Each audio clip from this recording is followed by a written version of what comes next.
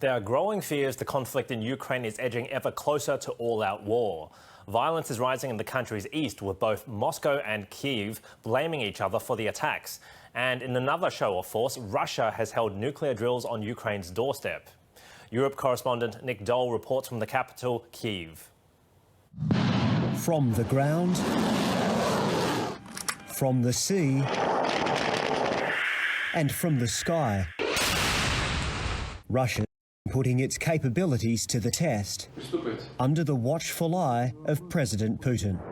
The drills included nuclear-capable intercontinental ballistic missiles, an unwelcome display for Western leaders. Not since the end of the Cold War has this forum convened under such dire circumstances. Australia's foreign minister joined world leaders in Munich to discuss the worsening crisis in Ukraine. In the country's east, government officials and journalists took cover. Ukraine says pro-Russian rebels have been attacking, hoping to provoke retaliation that Moscow might then use to justify an invasion. The rebels claim Ukraine is planning to invade their breakaway region, and they've ordered all men who are able to fight to mobilise. The plan that we're seeing is for something that could be really the biggest war in Europe since 1945.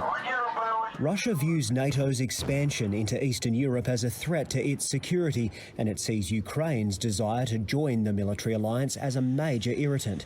It denies planning an incursion, but the US insists preparations are well underway. We will target Russia's financial institutions and key industries. Ukrainians are hearing the Western intelligence warnings and they're listening, but plenty of people here still have their doubts. A survey this weekend found just 1 in 5 Ukrainians believes a full-scale invasion is a higher probability. That's even fewer than last week.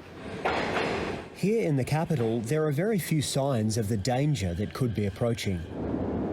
This metro station is the world's deepest, more than 100 metres down.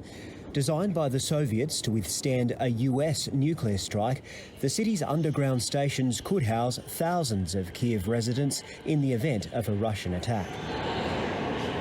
It's 50-50. I can't be sure. I don't know what to believe. Whatever happens now is out of their control. Nick Dole, ABC News, Kyiv. On the crisis in Ukraine, as Russia appears to be teetering closer to an invasion of its neighbour. The Polish government says it's getting ready for a possible influx of refugees fleeing Ukraine. Our correspondent Tom Joyner is on the Polish-Ukrainian border.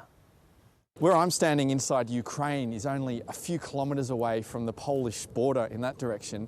But if you look just over here, you can see almost as far as the eye can see, there are these vans and cars and trucks all lining up to make their way into Poland, only a few minutes drive over there. They'll just pass through some routine checks with Ukrainian border officials before they get through to the other side. Now, what's interesting about this particular border is it's more than just a frontier between two countries, Ukraine on this side where we are and Poland on the other. It's also a portal into the European Union and into a country backed by NATO. Of course, Poland is a member of that organisation. So what does that mean? Well, essentially, if Russia does invade Ukraine in the coming days, the security and the safety situation for people here in Ukraine on this side of the border will be very different to what it is on the other side in Poland. Now, the Polish government has said that it's prepared for up to 1 million refugees from Ukraine in the case of invasion to make their way across border crossings just like this one. Whether or not Poland is prepared for that is another question entirely. We spent the last few days around this border talking to people, particularly on the Polish side. It's quite normal to see Ukrainians cross over into Poland, even just for a day, for work perhaps, or to do some grocery shopping. I come here to Poland because shopping is cheaper here. We Ukrainians live close to Poles and some of us live in Poland. They work here and they study here. I think Poland will accept us in the event of war, but I don't know if many people would come. Maybe they will want to stay in Ukraine. That's where our families and children are. And while this looks fairly normal at the moment, it's quite calm, and these queues are nothing out of the ordinary. Certainly in the event of a Russian invasion, crossings like this will look far, far busier. Leaders in the West are pushing for a diplomatic solution to escalating tensions between Russia and Ukraine. US President Joe Biden is convening a rare Sunday meeting of the National Security Council as Russia ramps up its military drills with Belarus. The president's national security team has reaffirmed its belief that Russia could invade at any time. The meeting comes as ceasefire violations in eastern Ukraine are rising and Russia, with Belarus, is scaling up military drills near Ukraine's northern borders. French President Emmanuel Macron held lengthy talks with Russian President Vladimir Putin overnight, where Mr. Macron discussed the need to step up the search for diplomacy. In the phone call, which lasted for 105 minutes, the leaders agreed to work for a ceasefire in eastern Ukraine. Artillery fire has increased along Ukraine's front line as tensions with Russia escalate. After the eastern town of New York lies separatist-occupied territory, residents of the town living on the last street before occupied Ukraine say they're afraid and don't know where to go. In a small town called New York in eastern Ukraine, and a short flight for a mortar bomb from rebel territory, lies Slavianska Street.